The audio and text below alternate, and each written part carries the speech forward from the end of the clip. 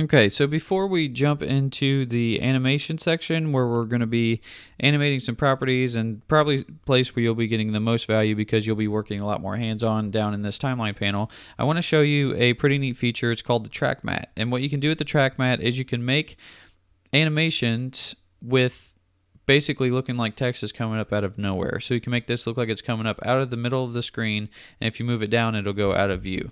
So let's jump right in here. I'm going to go to toggle switches and modes, and you can see that we have this track mat layer. Well, first what we need is we need something to tell this text layer where to disappear from.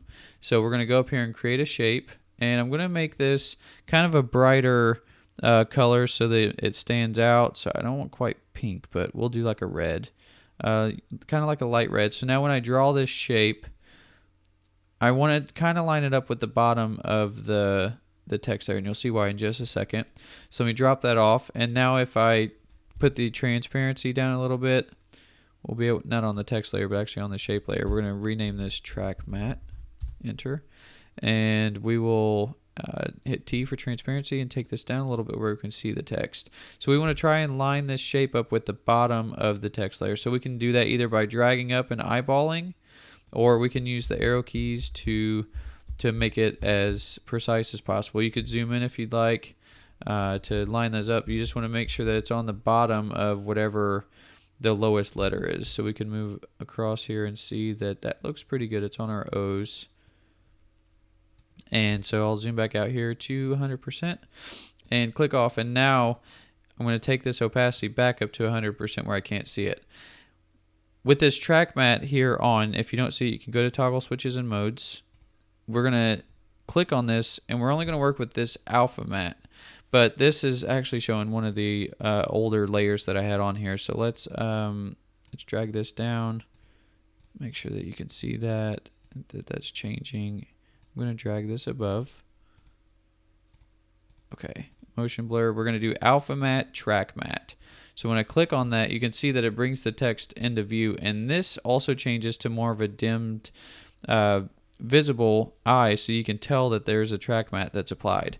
So when I move this text layer now, you can see that where that square was, my text is only visible in that window. So it's undo. And so what we're going to do is I'm going to use the position keyframe. I'm going to move back to the beginning, and I'm going to move it out of view. And I'm actually going to use my Y coordinates here to go down. And then I'll set a keyframe there. And we'll move forward just a little bit, about half a second. And then I'm going to bring it back up into view, about right there where you can see it. Now I'm going to put some easy ease on here, F9, and play it back, and you'll see that there's nothing on the screen, and then when I play it back, it comes up into the screen. So I've got some motion blur on there, gives it some definition and makes it pop up. We could even make it a little bit quicker if we wanted to.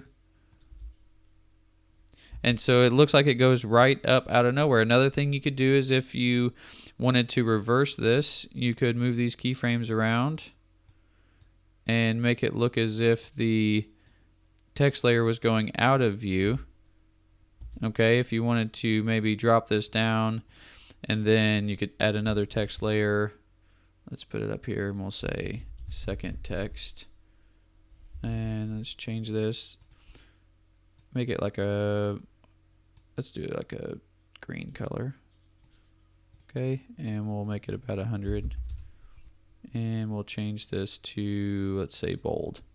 Okay, now when I bring this down, I could put this out of view and then go forward to this keyframe, put a position keyframe on this second text and bring it into view.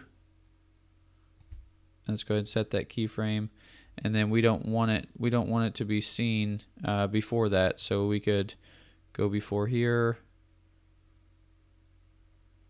And maybe we set this and have it come in after the motion text is gone. So let's put this off the screen here. Okay, we'll put some easy ease. Now when I play this back, you can see that this is going to drop out, and then the other text layer is going to come in. So I might even slow this down a little bit.